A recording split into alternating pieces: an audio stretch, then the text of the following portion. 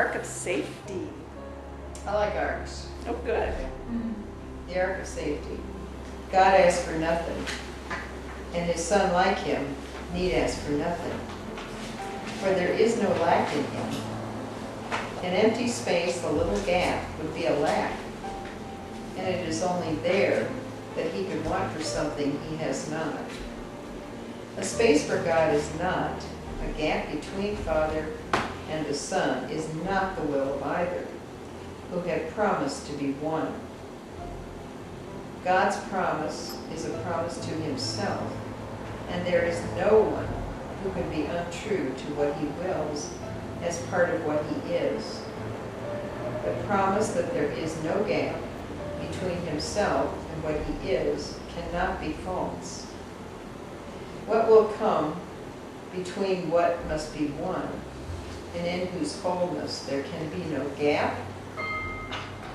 What? Yes, so what he's saying is, what will can come between what must be one, and in whose wholeness there can be no gap. And only an imaginary will is what he's trying to say. No real will can break the oneness of God, but we can have idle wishes and dreams that appear to have separated us. So he's just trying to use logic to say, now what? How could this really happen? What kind of real power could break God's promise to himself to always be himself? It's kind of like yesterday, we're part of God, so it's our promise to ourselves to always be what we are. Nothing can get in the way of that except for dreams, and that is what all the Course is saying this world is an idle wish to be what you're not, because your real will would never line up with not being what you are. It's your imaginary, just part of our mind has gotten caught into this idea that it wants to be separate from what it really is. It wants to be powerless. It wants to be victimized. It wants to suffer sickness. It wants to die. Now, you can understand that's insane if the truth is we don't have to do any of that stuff. But from our experience, there's a part of our mind that's going this way.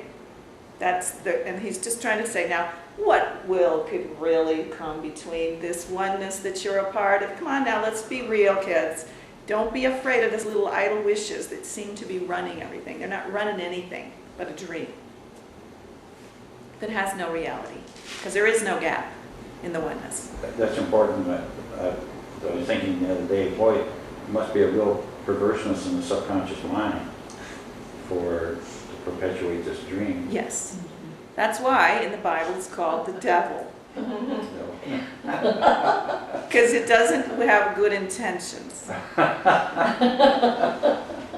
That little part of our mind does not have good intentions for ourselves or anyone.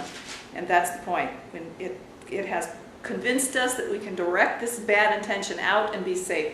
It's a big lie, because there is nobody but us out there. So this is just a complete deception, that we can be this way to someone else and not have it be done to ourselves.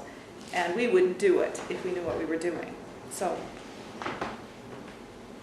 now we're going to talk about the beautiful relationship, which is not that one. I don't know where we are, though. Oh, it's me? Oh, okay.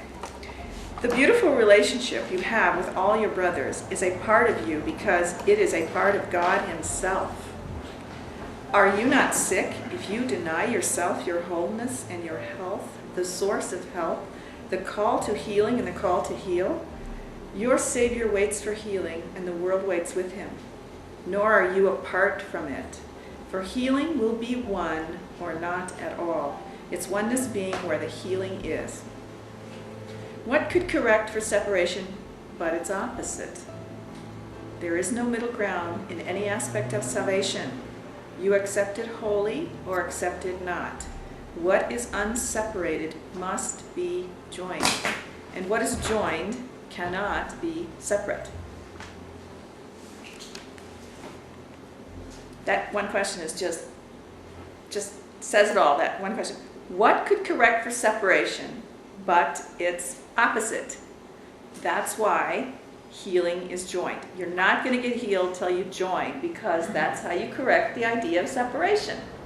If we could get separately healed, then we wouldn't be correcting the idea of separation. So that's why it's kind of hard to get this because we're so used to thinking of ourselves as separate from everyone, but it's imperative for our final awakening that we realize we're not going anywhere without each other. We're not doing this alone. Especially if you feel attacked, the first thing that I want to do is to hold up by Yes, myself. right, exactly, to separate. Yeah. Yeah, That's right. definitely. That's why attack isn't a decision to separate. And in the first, I don't know which lesson it is, it says, it takes time for us to understand this, but the perception of being attacked is the same thing as attacking. And they both cause you to want to separate, because that's what the purpose of attack is. They're both actually the same thing. To perceive yourself unfairly treated or attacked is the same thing as attacking. We think it's different, because we've got this sequence. I perceive myself unfairly treated, then I get to attack. These seem like two separate events. They're actually the same decision. And they are what keep us separate from each other and separate from our awareness. So, and that's, I don't remember what lesson, do you know what lesson that is? That's like 10 or 13 or There's a description like that at the very beginning of chapter 6, 2. which is the same one we're talking about, Yeah. the message of the crucifixion. Right. It comes just before that. Mhm. So the attacker and the attackee are one. Mhm. The sadist and the masochist are one. Victim, victimizer. Victim and victimizer. Yeah, we're in joined dreams. And the healer and the healee are one. Yeah. Okay. Hey, that was a good one. I like that. Good one.